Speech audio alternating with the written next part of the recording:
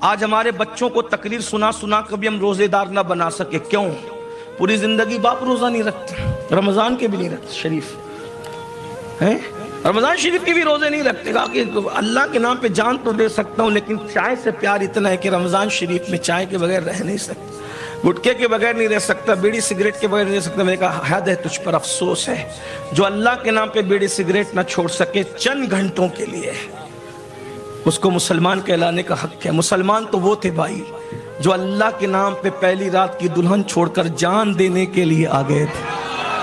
واہ واہ واہ واہ. بچوں کو نیک بنانا چاہتے ہو حلال کھلا. آج ہمارے پاس سب ہے، حلال رخصت ہے، حرام کھا رہے. کتنے مسلمان حرام کھانے سے بیس. آج مسلمانوں کے دھندے دیکھ لو، کوئی ویڈیو چلا رہا ہے، کوئی تھیٹر چلا رہا ہے، کوئی سٹے کا دھندا کر رہا ہے، کوئی شراب کا دھندا کر رہا ہے، کوئی بھنگ بیچ رہا ہے، کوئی چرس بیچ رہا ہے، کوئی گانجا بیچ رہا ہے. اور جو لوگ زمین کا کرانے کا دھندا کرتے ہیں پھر وہ بھی ایک پلاٹ کو 4 لوگ کو بیچ رہا ہے، کرانہ میں ملاوٹ کر رہا ہے. یعنی حلال کاروبار میں بھی آپ گندگی کر رہے ہیں. ایک مرتبہ کا واقعہ ہے، سن لے. حرام اور حلال کی بات آئی تو میں کہتا ہوں اگر مسلمان صرف حلال پہ محنت کر لیں 50% جلسے اصلاح معاشرہ کے ختم ہو جائیں گے. اصلاح معاشرہ کے جلسوں کی ضرورت ہی ختم ہو جائے گی. مولانا کو تقریر ہی نہیں کرنی پڑے گی نماز پہ، بچے نمازی پیدا ہوں گے انشاءاللہ. بہت میں گارنٹی بات کر رہا ہوں. ایک مرتبہ کا واقعہ، کچھ لوگ حج کو چلے، کچھ لوگ حج کو چلے. جب حج کو چلے، ٹائم ہو گیا میرا، مجھے جانا بھی ہے. میرے بچے نے بھی اشارہ کر دیا، میرے بیٹے نے. کچھ لوگ حج کو چلے. اب تک آپ نے کیا سنا کہ سفر حج میں جو مرتا ہے وہ بخشا جاتا ہے. صحیح بولو بھائی، صحیح ہے نا؟ تو بولو نا، بخشا جاتا ہے.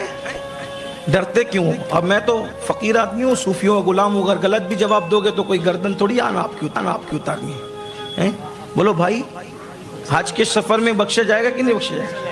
صرف بخشا ہی نہیں جائے گا، ہر سال اس کا حج بھی لکھا جائے گا. صحیح ہے، مگر کس کے لیے؟ جو حلال مال سے جا رہا ہو.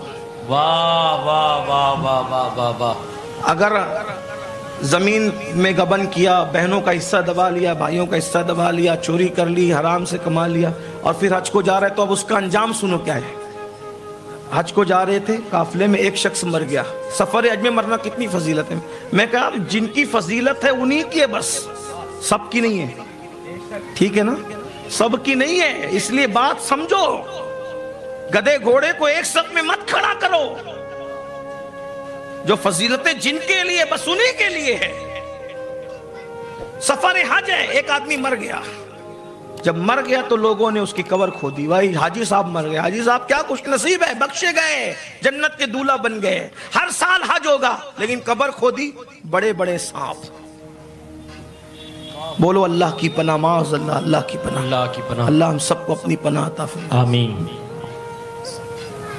یہ ڈرنے کی بات ہے بھائی. قبر کا حال کس کے ساتھ کیا ہوگا یہ تو اللہ ہی جانتا ہے. ایک بزرگ فرمایا کرتے تھے اللہ مجھے وہاں موت دینا جہاں میری کوئی پہچان کا نہ ہو. تو لوگ کہتے تھے وجہ؟ کہا میں مرنے کے بعد مجھے لگتا ہے گناہ اتنے کہ میرا منہ کالا ہو جائے گا، تو جب کوئی پہچان کا نہیں ہوگا تو میری رسوائی نہیں ہوگی. یہ بزرگوں کی فکر. حالانکہ وہ تہجد گزار تھے، اللہ والے تھے. اللہ والے یہ دعا کرتے اور ہم کیا سوچتے ہیں؟ ہم مرے تو ہمارا عرس ہونا چاہیے. یہ حال ہے، یہ حال ہے. میں گناہ گار ہوں اور بڑے مرتبوں کی خواہش. یہ کیفیت ہے. قبر کھودی، بڑے بڑے ازدے، بڑے بڑے سانپ. ایک چھوڑ دیا، دوسرا کھودا، بڑے بڑے سانپ. تیسرا کھودا، بڑے بڑے سانپ. مکہ شریف قریب تھا.